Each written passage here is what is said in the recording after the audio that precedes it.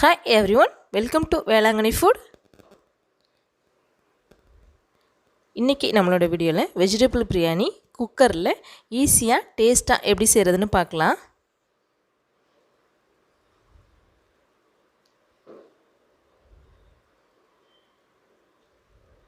Vegetable biryani செய்யறதுக்கு ஒரு cooker எடுத்து ஹீட் பண்ணிக்கிறேன். குக்கர்ல வந்து 2 டேபிள் ஸ்பூன் ஆயிலும் 1 டேபிள் ஸ்பூன் நெய்யும் ஊத்திக்கிறேன். இப்போ இது ரெண்டையும் நல்லா கலந்து விட்டுக்கலாம்.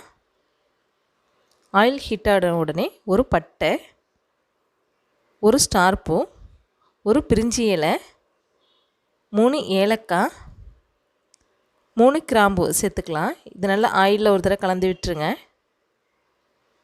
3 வெங்காயத்தை கட் பண்ணி சேர்த்துக்கலாம். வெங்காயம் வந்து பிரியாணிக்கு எப்போதுமே நல்ல ஒரு கோல்டன் ப்ரௌன் கலர் வர அளவுக்கு நல்லா வதக்கணும்.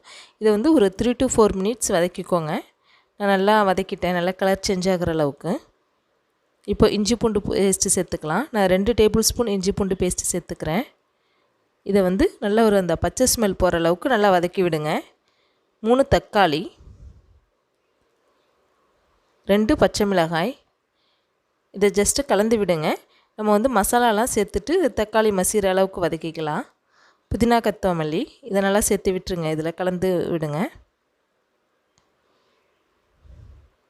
50 ml தயிர் நல்லா சேர்த்துட்டு மிக்ஸ் பண்ணி விடுங்க. 1 டேபிள் ஸ்பூன் மிளகாய்த்தூள், 1 டேபிள் ஸ்பூன் மல்லித்தூள், 1/2 டீஸ்பூன் மஞ்சள் தூள், 1 டீஸ்பூன் கரம் மசாலா. இதை நல்லா கலந்து விட்டுருங்க. இதை வந்து நல்லா நம்ம எண்ணெய் பிரிஞ்சு வர அளவுக்கு, அந்த தக்காளிலாம் மசிஞ்சு வர அளவுக்கு வதக்கணும். இப்போ நல்லா எண்ணெயெல்லாம் பிரிஞ்சு வந்துருச்சு, தக்காளிலாம் நல்லா மசிஞ்சிடுச்சு. இப்போ வந்து நம்ம வெஜிடபிள்ஸ் சேர்த்துக்கலாம். கேரட், உருளைக்கிழங்கு, பீன்ஸ். நான் இந்த 3 காய்கறி இன்றைக்கி சேர்த்துருக்கேன். நீங்கள் உங்களுக்கு தேவைப்பட்டால் ஃப்ரெஷ் பட்டாணி, காலிஃப்ளவர்லாம் சேர்த்துக்கலாம். இதை நல்லா கலந்து விட்டுருங்க. இது வரைக்கும் நம்ம சேனலை சப்ஸ்கிரைப் பண்ணலைன்னா சப்ஸ்கிரைப் பண்ணிக்கோங்க. பக்கத்தில் பெல் ஐக்கானை ப்ரெஸ் பண்ணிக்கோங்க. அப்போ தான் நம்மளோட நோட்டிஃபிகேஷன் உடனே வரும். ரைஸ் வந்து இது 1/2 kg ரைஸு. இதில் வந்து 1/2 hour முன்னாடியே ஊற வச்சுட்டேன். இதை வந்து நம்ம இதுலேயே முன்னாடி தண்ணி ஊற்றுறதுக்கு முன்னாடியே இந்த ஆயிலில் மிக்ஸ் பண்ணும் போது ரைஸ் நல்லா உதிரியாக தனித்தனியாக வரும். அதனால தான் இந்த மாதிரி கலந்துக்கிட்டு அப்புறம் தண்ணி ஊற்றுறது. ஆனால் உடையாமல் கலந்து விடணும். உங்களுக்கு உடையாமல் கலரை வரலைன்னா நீங்கள் தண்ணி சேர்த்துட்டு ரைஸை சேர்த்துக்கோங்க. இப்போ தண்ணி வந்து நான் 3 டம்ளர் அரிசிக்கும் 4.5 டம்ளர் தண்ணியை ஊற்றிக்கிறேன்.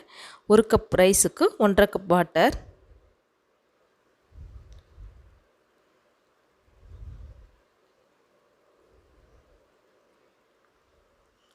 உப்பு தேவையான அளவு சேர்த்துக்கலாம். நான் 1.5 டேபிள் ஸ்பூன் உப்பு சேர்த்துருக்கேன். நீங்கள் உங்களுக்கு தேவையான அளவு உப்பு சேர்த்துக்கோங்க.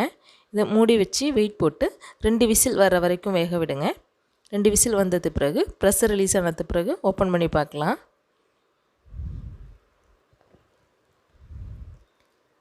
இதில் நெய் வந்து நான் இப்போதைக்கு கொஞ்சமாக சேர்த்துக்கிறேன். ஏற்கனவே நெய்யெல்லாம் நல்லா தாளித்து விட்டுருக்கோம். இப்போதைக்கு கொஞ்சமாக சேர்த்துக்கிட்டாலே போதும்.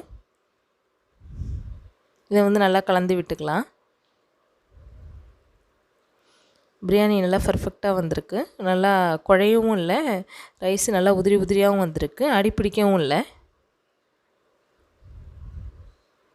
நீங்கள் இதை செஞ்சு பார்த்துட்டு எனக்கு ஃபீட்பேக் சொல்லுங்கள் எப்படி இருக்குன்ட்டு.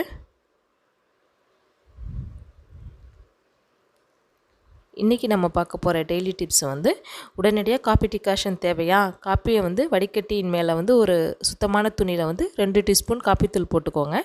வெந்நீரை வந்து அதில் கொஞ்சம் ஊற்றிக்கோங்க. ஒரே நிமிடத்தில் அருமையான டிகாஷன் ரெடி. தேங்க்ஸ் ஃபார் வாட்சிங்.